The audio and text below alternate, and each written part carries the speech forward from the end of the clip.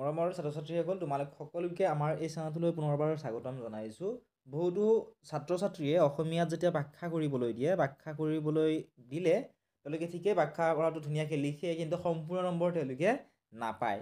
কিহৰ কাৰণে নাপায়? কাৰণ ব্যাখ্যা কৰোঁতে কেইটামান স্তৰ ৰক্ষা কৰিব লাগে। সেই স্তৰকেইটা কি হয়, কেনেদৰে ব্যাখ্যা কৰিব লাগে, কেনেদৰে ব্যাখ্যা কৰিলে সম্পূৰ্ণ নম্বৰ পাব পাৰি, আজিৰ এই ভিডিঅ'ত মই তোমালোকক বুজাই দিম। ভিডিঅ'টি তোমালোকে শেষলৈকে চাবা। যদি তোমালোকে ক্লাছ 10তো পঢ়ি আছা, মেট্ৰিক পৰীক্ষাত যদি তোমালোকে এই স্তৰকেইটা ফ'ল' কৰি তোমালোকে ব্যাখ্যা কৰা লিখা, তেতিয়াহ'লে তোমালোকে সম্পূৰ্ণ নম্বৰ পাবলৈ সক্ষম হ'বা। ঠিক আছে, তিনিটা স্তৰ পালন কৰিব লাগে। ইয়াৰে প্ৰথম স্তৰটো হৈছে প্ৰসংগ।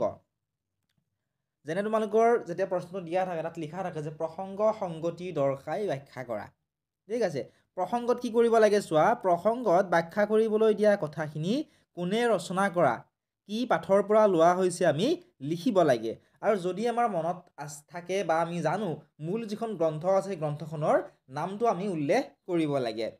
যেনে তোমালোকে এই উদাহৰণ হিচাপত এইটো লোৱা, কহয় মাধৱ মাই কিনো তপ খাইলা, ত্ৰিজগত প্ৰতিহৰি ৰাখো আলপাইলা। এইটো যদি তোমালোকক ব্যাখ্যা কৰিবলৈ দিয়ে, ইয়াতে প্ৰসংগত তোমালোকে কি কৰিব লাগিব চোৱা, কোনে ব্যাখ্যা কৰিবলৈ দিয়া কথাখিনি কোনে ৰচনা কৰিছিল, কি পাঠৰ পৰা লোৱা হৈছে, আৰু মূল গ্ৰন্থখনৰ নাম যদি আমি পাৰোঁ লিখিব লাগে। উদাহৰণ হিচাপত চোৱা, উক্ত কথাফাকি, অৰ্থাৎ এইখিনি কথা কোৱা হৈছে, এই কথাফাকিৰ কথা কোৱা হৈছে। উক্ত কথাফাকি আমাৰ পাঠ্যপুথি অংকুৰণ সপ্তম ভাগৰ তেজৰে কমলাপতি নামৰ পাঠটিৰ পৰা তুলি দিয়া হৈছে। ইয়াত কি কৰিছে, কোনে ৰচনা কৰা এইটো লিখা হৈছে, বা কি পাঠৰ পৰা লোৱা হৈছে এইটো উল্লেখ কৰা হৈছে। আৰু ব্ৰজাৱলী ভাষাৰ এই বৰগীতটিৰ অংশটো শ্ৰী শ্ৰী মাধৱদেৱে ৰচনা কৰা।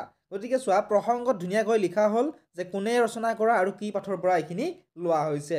গতিকে তোমালোককো যেতিয়া তোমালোক ব্যাখ্যা কৰিবলৈ পৰীক্ষাত দিব, তেতিয়া তোমালোকে প্ৰসংগত তোমালোকে এইখিনি কথা উল্লেখ কৰিব লাগিব। ঠিক আছে, নেক্সট তোমালোকে চোৱা দ্বিতীয়টো স্তৰ। দ্বিতীয়টো স্তৰ হৈছে সংগতি। সংগতিত কি কৰিব লাগে চোৱা, সংগতিত প্ৰসংগত ব্যাখ্যা কৰিবলৈ দিয়া কথাখিনি কোনে, কেতিয়া, কাক আৰু কি প্ৰসংগত কৈছিল আমি স্পষ্টকৈ লিখিব লাগে। যেনে এইখিনি আমাক ব্যাখ্যা কৰিবলৈ দিছে, উদাহৰণ হিচাপত লোৱা, এইখিনি তোমালোক ব্যাখ্যা কৰিবলৈ দিছে। এই ব্যাখ্যা কৰিবলৈ দিয়া কথাখিনি কোনে, কেতিয়া, কাক আৰু কি প্ৰসংগত কৈছিল আমি সংগতিত লিখিব লাগে।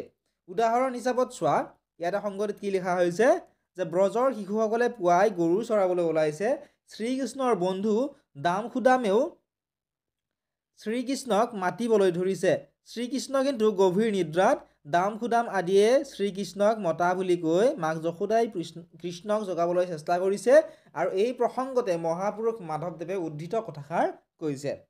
গতিকে এইখিনিত তোমালোকে এনেকুৱা ধৰণে গোটেইখিনি উল্লেখ কৰিব লাগিব। গতিকে দ্বিতীয়টো স্তৰ গম পালা। আন এটা স্তৰ তোমালোকে ফ'ল' কৰিব লাগিব, সেয়া হৈছে তৃতীয়টো স্তৰ। তৃতীয়টো স্তৰ হৈছে ব্যাখ্যা। তৃতীয়টো স্তৰত কি কৰিব লাগে, এই স্তৰত ব্যাখ্যা কৰিবলৈ দিয়া কথাখিনিৰ মূল ভাৱটো সহজ সৰল ভাষাত বুজাই লিখিব লাগিব। পুৰণি অসমীয়া ভাষাৰ ব্যাখ্যা কৰিবলৈ দিলে ব্যাখ্যাৰ তলত কঠিন শব্দৰ অৰ্থ দিব লাগে। ব্যাখ্যাত কি কৰিব লাগে চোৱা, যিখিনি আমাক ব্যাখ্যা কৰি, ধৰি লোৱা এইখিনি তোমালোক ব্যাখ্যা কৰিবলৈ দিছে, এই ব্যাখ্যা কৰিবলৈ দিয়া কথাখিনিৰ যিটো মূল ভাৱ আছে এইটো তোমালোকে সহজ সৰল ভাষাত ধুনীয়াকৈ বুজাই লিখিব লাগিব।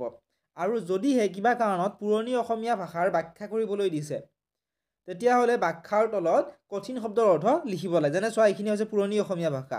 এনেকুৱা ধৰণৰ যদি পুৰণি অসমীয়া ভাষাৰ ব্যাখ্যা কৰিবলৈ দিয়ে, তেতিয়াহ'লে ব্যাখ্যাৰ তলত ইয়াৰে যিকেইটা কঠিন শব্দ আছে, অৰ্থাৎ কঠিন মানে হৈছে যিকেইটা শব্দ বুজি পোৱা টান, যেনে ত্ৰিজগত মানে কি, এই কঠিন শব্দকেইটাৰ অৰ্থ তোমালোকে ধুনীয়াকৈ লিখিব লাগিব। ঠিক আছে, যেনে উদাহৰণ হিচাপত চোৱা, ইয়াতে কি কৰিছে, লিখিছে যে ৰজা নন্দ আৰু যশোদাই ভগৱানক পুত্ৰৰূপে পাবলৈ তপস্যা কৰিছিল। ভগৱান ভক্তৰ অধীন, তেওঁলোকৰ মনোবাঞ্ছা পূৰ্ণৰ বাবে ত্ৰিজগতৰ পতি, অৰ্থাৎ স্বৰ্গ মূৰ্ত আৰু পাতালৰ গৰাকী ভগৱান বিষ্ণুৱে শ্ৰীকৃষ্ণৰ ৰূপত নন্দ যশোদাৰ ঘৰত পুত্ৰৰূপে আছেহি। তেনে এজন শ্ৰীকৃষ্ণক মাতৃ যশোদাই আন বালকসকলৰ লগত গৰু চৰাবলৈ পঠিয়াবলৈ বিচাৰিছে। মহাপুৰুষ মাধৱদেৱে কৈছে যে যিজন ভগৱান কৃষ্ণক পাবলৈ দেৱ নৰ সকলোৱে হাবিয়াস কৰে, সেই পৰম পুৰুষ যশোদাই গৰখীয়া ৰূপে অশেষ তপস্যাৰ ফলতহে লাভ কৰিছে। আৰু ইয়াত যিহেতু পুৰণি অসমীয়া ভাষাৰ ব্যাখ্যা কৰিবলৈ দিয়া হৈছে, গতিকে ইয়াত কি কৰিছে, এই ব্যাখ্যা কৰিবলৈ দিয়া কথাখিনিৰ পৰা যিকেইটা টান শব্দ আছে, যেনে ত্ৰিজগত আৰু ৰাখোৱাল, এই দুটা শব্দ অলপমান টান হয়, ইয়াৰে অৰ্থটো ধুনীয়াকৈ লিখা হৈছে। যেনে ত্ৰিজগত শব্দটোৰ অৰ্থ কি? স্বৰ্গ, মৰ্ত্য আৰু পাতাল। আৰু ৰাসৱল শব্দটোৰ অৰ্থ হৈছে ৰসীয়া বা গৰখীয়া। তে আশা কৰিছোঁ তোমালোকে এই ভিডিঅ'টোৰ পৰা অলপমান হ'লেও উপকৃত হ'লা।